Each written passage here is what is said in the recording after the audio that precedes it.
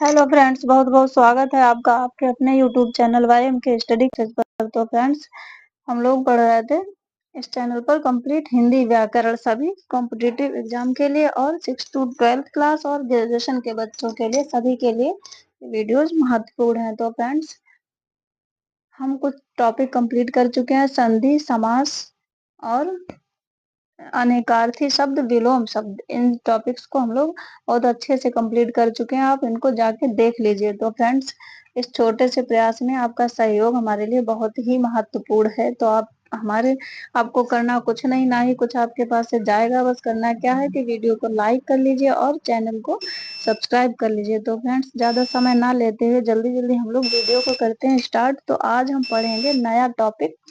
क्या पढ़ेंगे आज? हम पढ़ेंगे फ्रेंड्स पर्यायवाची शब्द। क्या पढ़ेंगे?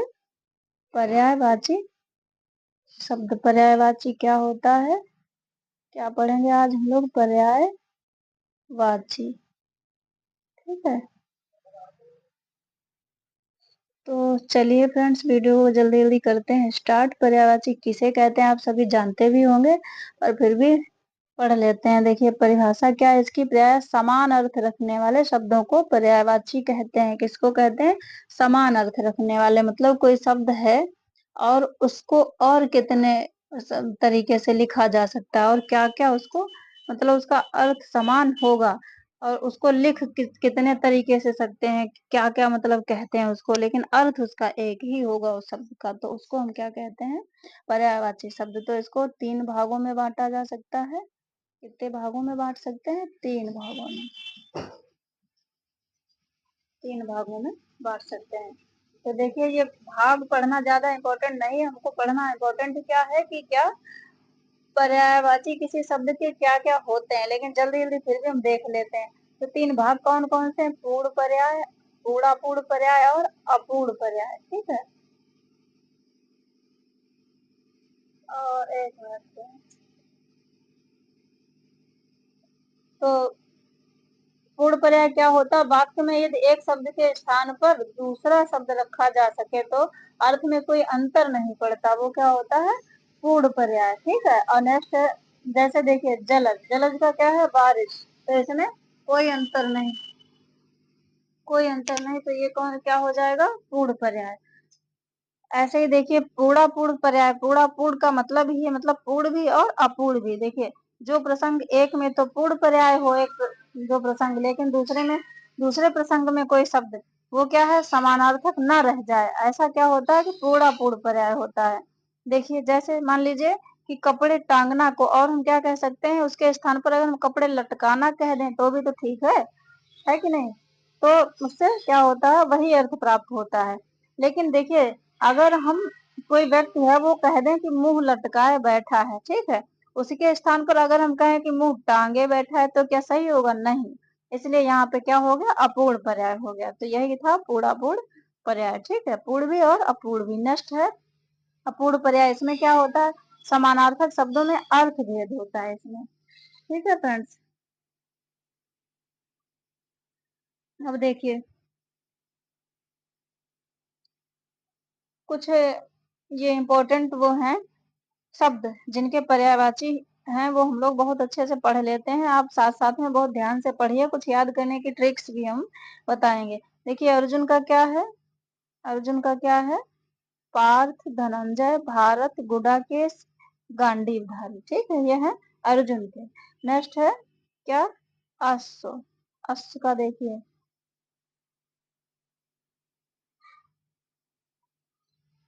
अश्व का देखिए, अश्व का क्या क्या है?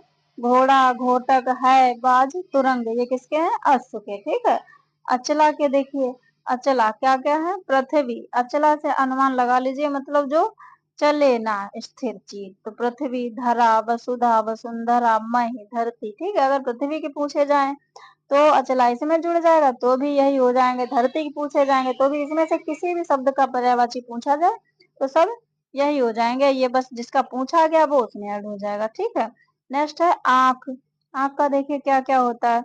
दृग। क्या क्या हो जाएगा? दृग, लोचन, चक्षु, नेत्र। दृग, लोचन, चक्षु, नेत्र, दृष्टि, नयन, अक्ष। ये है आंख के। अब देखिए आंख तो दृष्टि, नेत्र से पहचान, नयन, ये तीनों से क्या है पहचान ही लेंगे कि किसके हैं, आंख के। बचा क्या, अच्छी, ये हमको याद कर लेना। इधर दृग और चक्षु ये याद कर लो। तो जो नहीं लगे लगे नहीं कि ये उस शब्द के हो सकते हैं उनको आप याद कर लीजिए, बाकी जो उससे मिलते जुलते उनको एक कॉमन सेंस लगा लीजिए। ठीक है।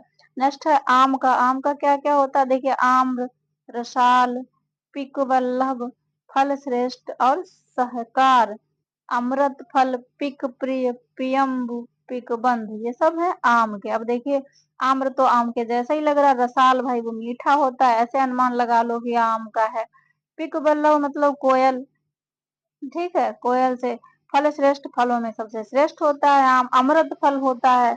पिक प्रिय, ये भी कोयल से ही, कोयल को प्रिय होता है, कोयल को पसंद होता है आम। प्रियम्बु, पिक बंधु, ये भी सब कोयल से ही संबंधित करके ऐसे आप याद कर सकते हैं। आंसू का देखिए, आश्रु, नयन नीर, नयन जल और नेत्र बार, नेत्र बार, ये सब किसके हैं, आंसू के। नेक्स्ट है आदित्य, ये देखिए इंपॉर्टेंट भी है। देखिए आदित्य का क्या क्या होगा, सूर्य, रवि, भानु, प्रभाकर, दिवाकर, भास्कर, ये सब किसके हैं, आदित्य के। अगर सूर्य के पूछे जाए तो आदित्य को उठा के इधर कर दीजिए तो भी यही हो जाएंगे। नेक्स्ट है आकाश गंगा।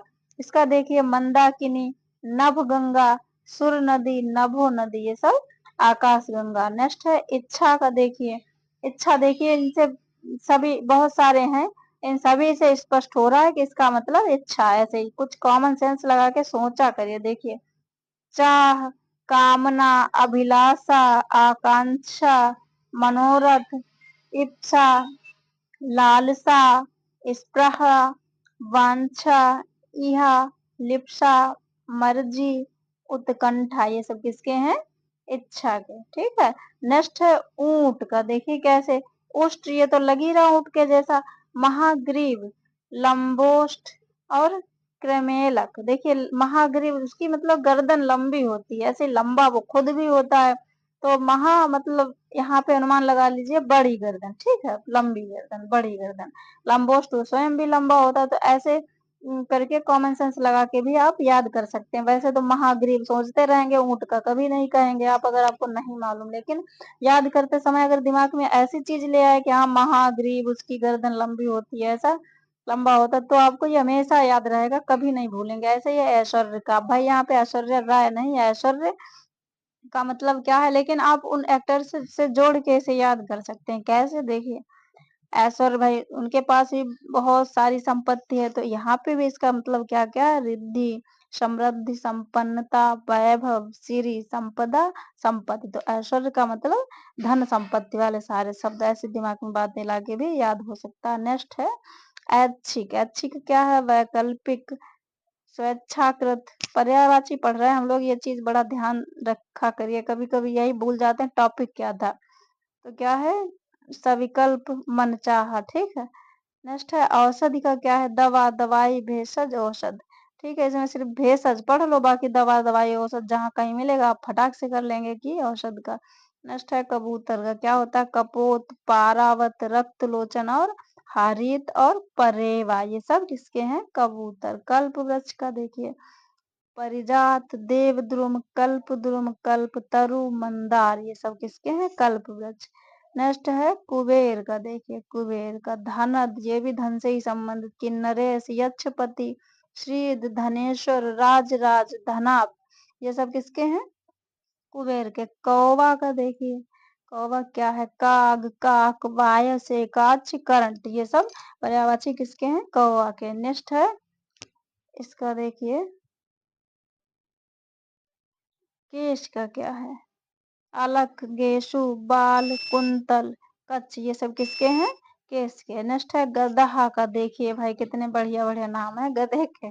खर, राशव, बैसाख, नंदन, गर्दभ। अब देखिए गर्दभ तो लग ही रहा गधे जैसा, ठीक है, पहचान लेंगे। राशव, खर और बैसाख, नंदन, इसको जरा देखिए, इसको बैसाख के महीने से जोड़ लिए लीजिए, उन दिनों में जो है लोग खाली होते हैं छुट्टियों में तो क्या करते हैं, ईंटें वगैरह इसका काम कराते हैं, तो उससे भी जोड़ के याद कर सकते हैं आप। लेकिन इसका हमने ये अर्थ नहीं बता दिया बैसाख या ईंटें, मतलब याद करने का तरीका बता दिया कि आप ऐसे-ऐसे करके याद कर सकते हैं कि वो ईंटें वगैरह ढोता रहता था पहले समय में, तो उसको आप छुट्टियों से बैसाख नंदन ऐसे याद कर सकते हैं। चाँदनी, देखिए इन सब का मतलब क्या है? प्रकाश। चंद्रिका, चंद्रिका ज्योत्सना, कौमुदी, कौमुदी जुनहाई, ठीक है?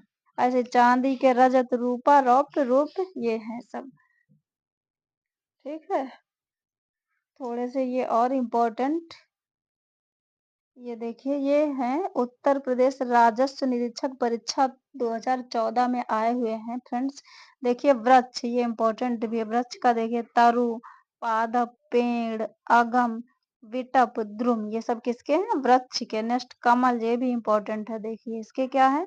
जलज, जहाँ पे जा ऐसे शब्द मिलते हैं वहां पे कमल के। देखिए सरोज, अब्ज, पंकज, तामरस, नलिन और सरसिज, अम्बुज, शतदल, ये सब किसके हैं? कमल के। नेक्स्ट है आग, भी इम्पोर्टेंट है। देखिए जात वेद, हुताशन, कृषाण, वैश्वानर, ये सब याद करने हैं आपको। दहन, वायु सखा, वायु सखा भाई जहाँ पे आग हो अगर वायु मिल जाए तो वो और तेज हो जाती है, इसलिए वायु सखा कहीं शब्द मिले तो पहचान लेंगे आग का। ऐसे पावक, अनल, ये सब किसके हैं? आग के।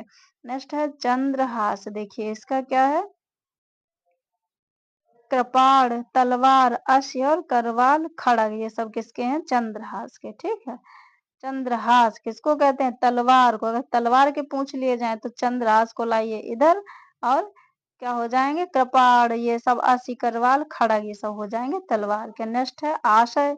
अब देखिए आशय आप सभी जानते होंगे, किसी क्वेश्चन में होता है कि इस चीज का क्या आशय है या सारांश है या इसका अभिप्राय क्या है, हम कहें इसका तात्पर्य क्या है, इसका मतलब क्या है, ये हम कहें तो सब एक ही बातें हैं। तो भाई आशय का क्या? सारांश, अर्थ, अभिप्राय, तात्पर्य, मतलब, ये सब हो गए आशय। नेक्स्ट है फल का क्या होगा? देखिए फल फ्रूट वाला नहीं, यहाँ पे फल परिणाम, नतीजा, अंजाम, ठीक है? ये सब भी याद हो जाएंगे आपको। नेक्स्ट है सुंदर, देखिए चारु, ठीक है? चारु भाई, चारु चंद की चंचल किरणें, हम लोग पढ़ते हैं अलंकार में, तो जो है ऐसे चारु, इसका मतलब भी सुंदर। ललित, रम्य भी कहते हैं, वो स्थान कितना रम्य, रमणीय है, रमणीक है, ठीक है? रमणीक भी हो जाएगा। मनोहर कहते हैं वो चीज कितनी मनोहारी है। सुहावना भी सुंदर का, कितनी सुहावनी चीजें हैं ये। रुचिर, ये हमारी पसंद की चीज है, तो ये सब क्या हो गया? सुंदर का, ठीक है? ऐसे याद कर सकते हैं। शशांक, देखिए किस किस को कहते हैं? पर्यायवाची इसके चांद, अगर चांद के पूछे जाए तो शशांक हो जाएगा, वो इधर ले आओ। चंद्र, शशि, निशाकर, कलानाथ, सोम, ये सब किसके हैं?